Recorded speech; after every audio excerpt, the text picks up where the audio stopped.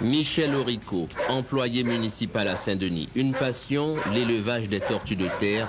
Celle-ci est appelée couramment dans la région tortue étoile de Madagascar. La première, il l'avait achetée pour son fils il y a 13 ans, alors qu'il habitait un immeuble collectif. En l'absence de chat ou de chien, c'était l'animal de compagnie. Aujourd'hui, il en compte près de 300 qu'il nourrit et soigne avec amour, car la première chose qui frappe chez Michel Aurico, c'est la propreté de la cour où évoluent ces chéloniens. Au début, il en avait acheté quelques-unes par-ci par-là et avait tenté de suivre leur reproduction. Sur 200 œufs recueillis la première année, seulement 2 petites ont survécu. Aujourd'hui, fort de l'expérience acquise, il enregistre 1 ou 2 fois dans l'année des dizaines de naissances. Résultat d'une incubation artificielle. Ces petites, là, elles ont 1 mois et demi. Elles sont nées le 7 novembre, exactement. Alors celle-là, c'est une petite femelle. Et ici, c'est un petit mâle. Alors, pour les reconnaître quand elles sont petites, il y a une seule façon de faire la distinction, c'est par la queue. La queue du mâle, elle est plus grande. Et la queue de la femelle, elle est plus courte.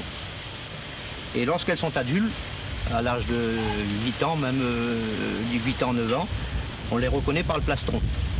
Le plastron du mâle est creux et la femelle, c'est plat.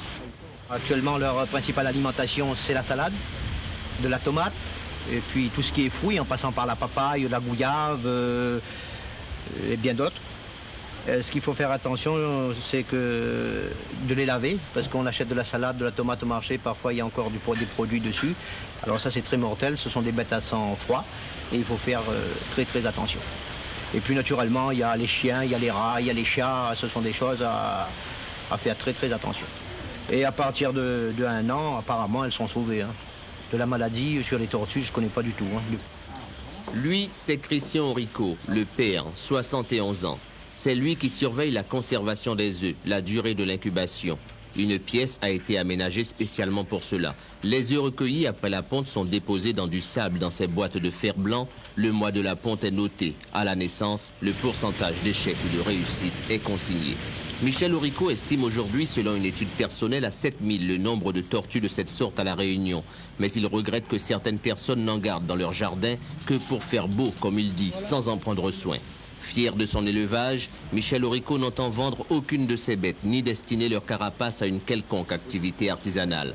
Son souhait, que tous ceux qui, comme lui, ont cette passion puissent s'associer en vue de la protection d'un animal qui fut menacé de disparition et que les informations des uns et des autres puissent permettre l'élaboration d'un document sur la tortue étoile à La Réunion.